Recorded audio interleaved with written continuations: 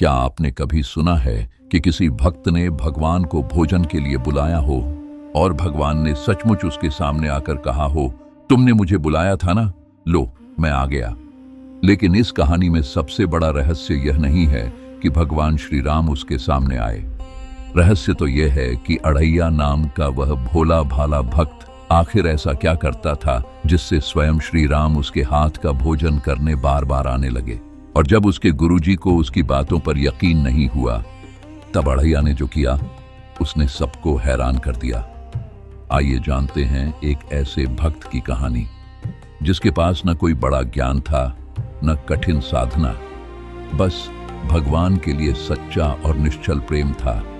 लेकिन उससे पहले, यदि आपको भगवान श्री राम की ऐसी ही अद्भुत भक्तिमय कथाएं, सनातन धर्म से जुड़े रहस्य और ऐसी कहानियां पसंद हैं जिनमें भक्ति के साथ छिपा हो कोई गहरा आध्यात्मिक संदेश, तो मिस्ट्री माला को सब्सक्राइब करें, वीडियो को लाइक करें और बेल आइकन जरूर दबाएं, क्योंकि यहां आपको मिलती हैं ऐसी ही रहस्यमयी, भक्तिमय और ज्ञानवर्धक कहानियां जो सिर्फ मनोरंजन नहीं करती बल्कि हमारी सनातन परंपराओं और भक्ति के गहरे अर्थ से भी जोड़ती हैं।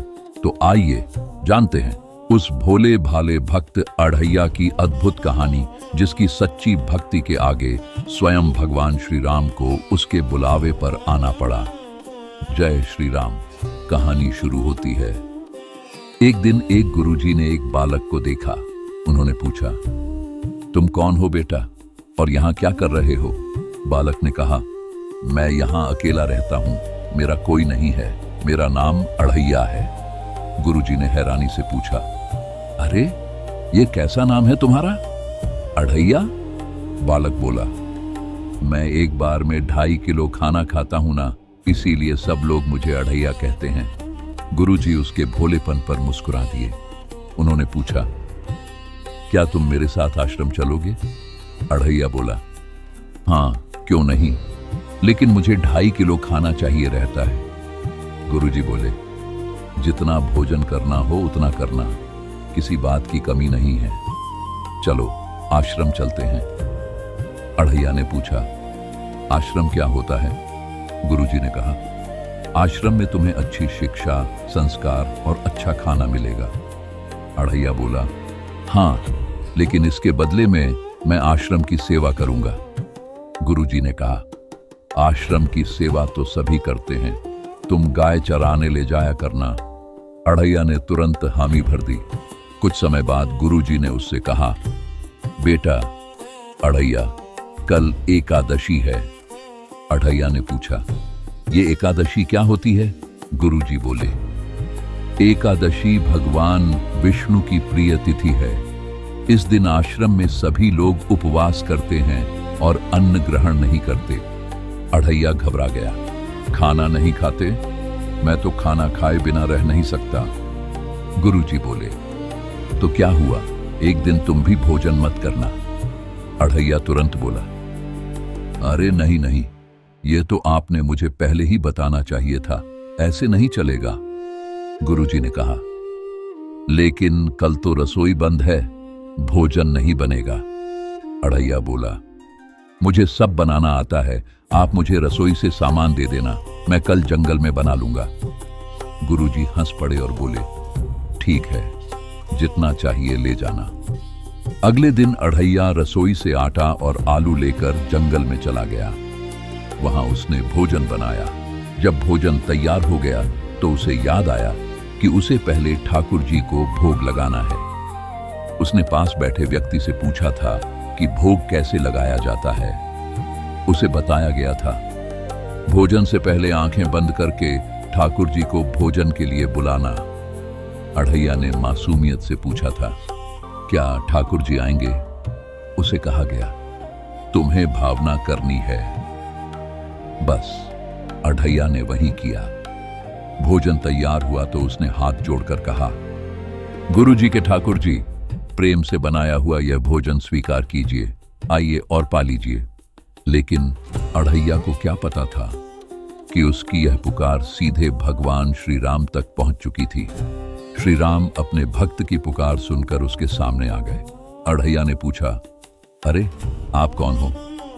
श्री राम बोले, राम जी कहते हैं हमें, तुमने अभी कहा ना गुरुजी के ठाकुर आ जाओ, हम तुम्हारे गुरुजी के ठाकुर हैं, लो हम आ गए।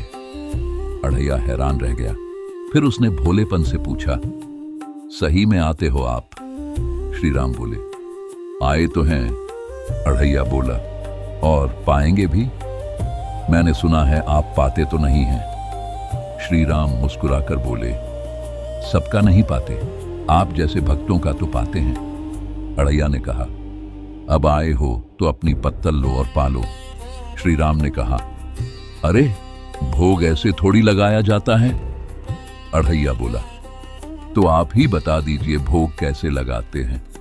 श्री राम बोले, आंख बंद करके जैसे तुम्हारे गुरुजी करते हैं, तभी हम पाएंगे। अढ़ैया ने आंखें बंद कर ली और जब उसने आंखें खोली तो श्री राम सारा भोजन ग्रहण कर चुके थे।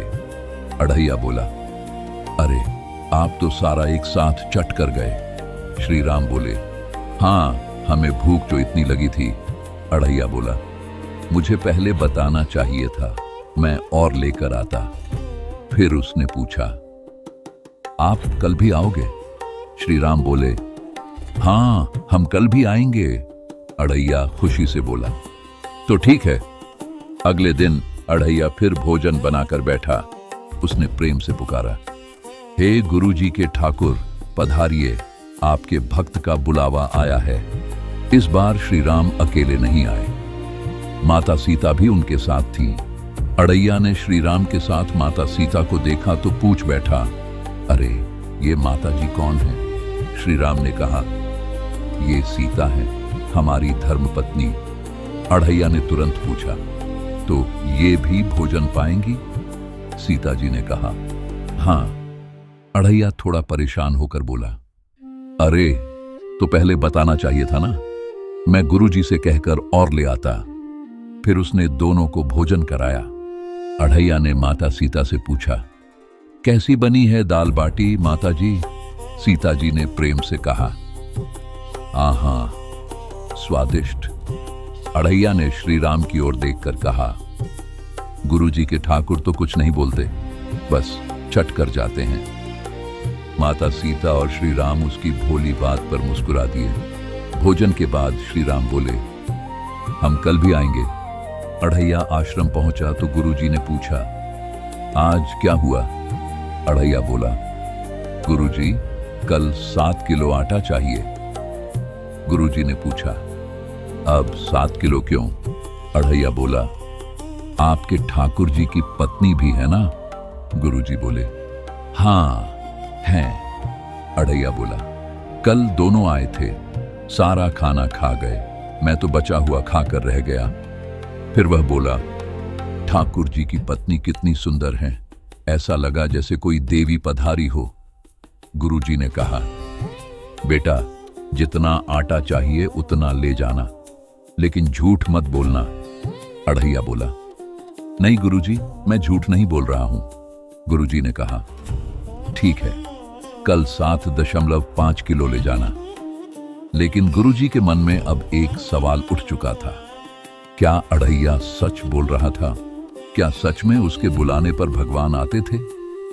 अगले दिन अढ़ैया फिर जंगल में भोजन बनाने गया। उसने श्री राम को पुकारा। इस बार श्री राम के साथ लक्ष्मण जी भी आ गए।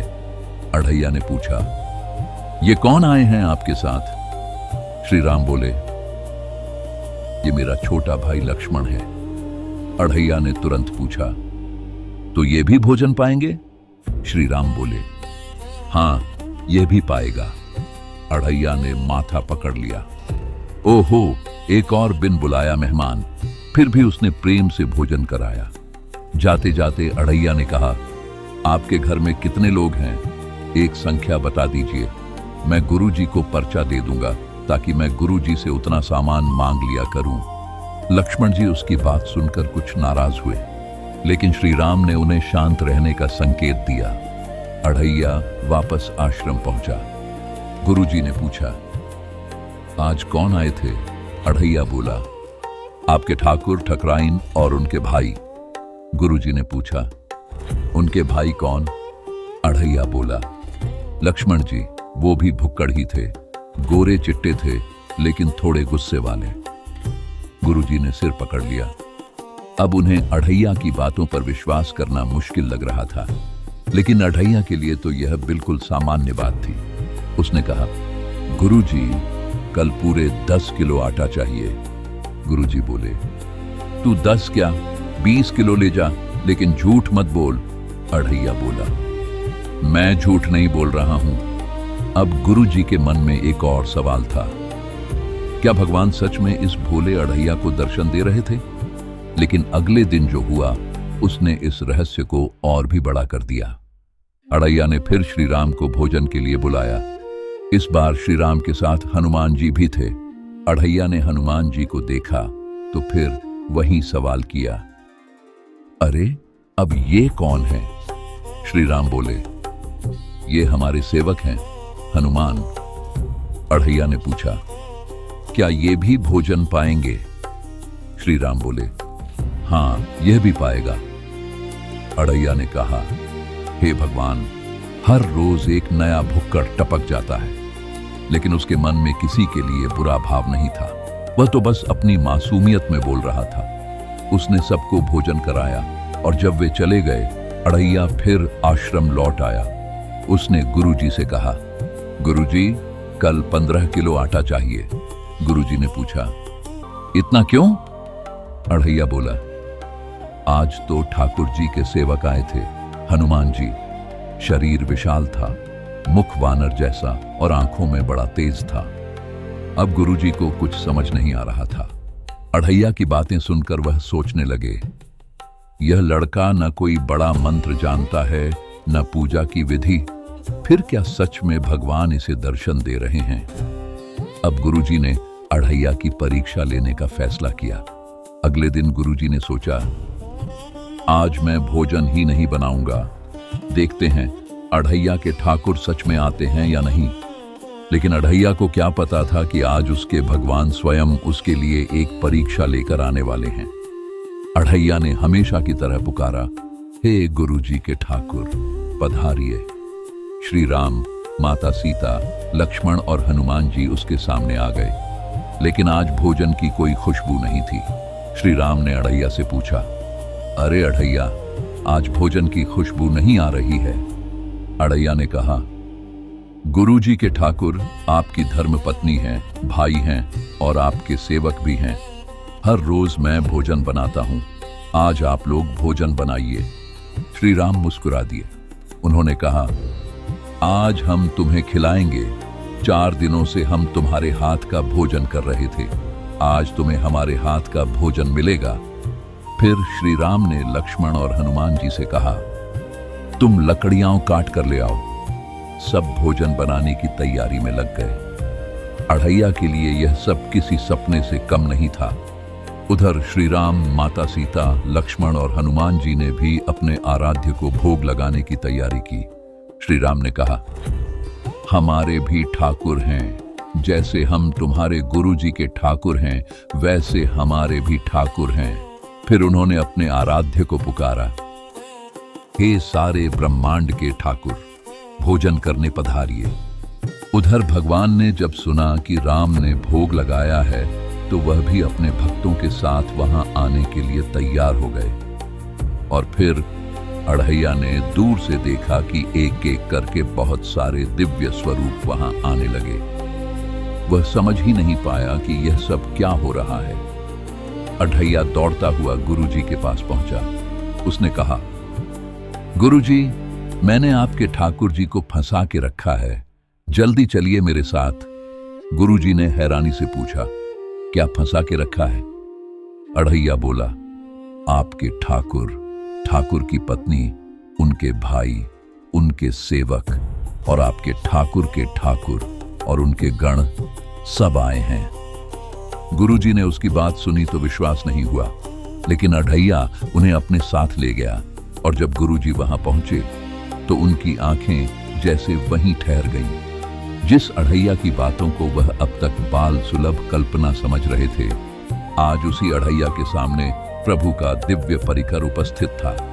गुरुजी की आंखों में आंसू आ गए। उन्होंने प्रभु के दर्शन किए और कहा, हे भगवंत, मैं कितना भाग्यशाली हूं कि आज आपके दर्शन हो गए। फिर उन्होंने अड़ैया की ओर देखा और समझ गए कि यह बालक साधारण नहीं था। उसकी भक्ति में न दिखावा था, न ज्ञान का अहंकार, न किसी सिद्धि की इच्छा। बस एक ही भाव था, मेरे ठाकुर आएंगे। और उसके इसी विश्वास ने भगवान को उसके सामने ला खड़ा किया था। गुरुजी ने कहा, इतना भोला, सच्चा और निरागस भक्त, इसने तो हम सबको जीत लिया है। अड़ैया अपनी थाली ढूंढने लगा। तभी उसे प्रेम से भोजन दिया गया और गुरुजी की आंखों से आंसू बहने लगे। उन्होंने अड़ैया से कहा, अड़ैया, तुम्हारी वजह से मुझे प्रभु के दर्शन हुए हैं। अड़ैया तुरंत बोला, नहीं नहीं, आप तो मेरे गुरुजी हो। गुरुजी ने उस भोले भक्त को आशीर्वाद दिया और उस दिन उन्हें समझ आया कि भगवान को पाने के लिए केवल ज्ञान ही जरूरी नहीं होता। कभी कभी एक ऐसा हृदय भी भगवान को पा लेता है जो भगवान को अपना समझकर पुकारता है, जिसे विधि नहीं आती लेकिन भावना आती है, जिसे मंत्र नहीं आता लेकिन विश्वास आता है। और शायद यही कारण था कि श्री राम ने अड़ैया के हाथ का भोजन स्वीकार किया। इस कहानी का सबसे सुंदर संदेश यही है, भगवान को हमारे शब्दों से ज्यादा हमारे भाव दिखाई देते हैं। अड़ैया को पूजा की बड़ी बड़ी विधियां नहीं आती थी, लेकिन उसके मन में अपने गुरु जी के ठाकुर के लिए ऐसा निश्चल प्रेम था कि स्वयं श्री राम उसके बुलाने पर चले आए। इसलिए भक्ति में दिखावा नहीं, भाव चाहिए, ज्ञान नहीं, विश्वास चाहिए। और भगवान से दूर जाने के लिए हजारों शब्द काफी हैं, लेकिन उन्हें अपने पास बुलाने के लिए कभी कभी एक सच्ची पुकार ही काफी होती है। अगर आपको भगवान श्री राम की ऐसी ही भक्तिमय, रहस्यमयी और ज्ञानवर्धक कथाएं पसंद हैं, तो मिस्ट्री माला को सब्सक्राइब करें और कमेंट में जय श्री राम जरूर लिखें, क्योंकि ऐसी ही कहानियों के माध्यम से हम सनातन धर्म की भक्ति, रहस्य और उन गहरे संदेशों को आपके सामने लाते रहेंगे, जिन्हें सुनकर शायद हमें अपनी भक्ति को देखने का एक नया नजरिया मिले।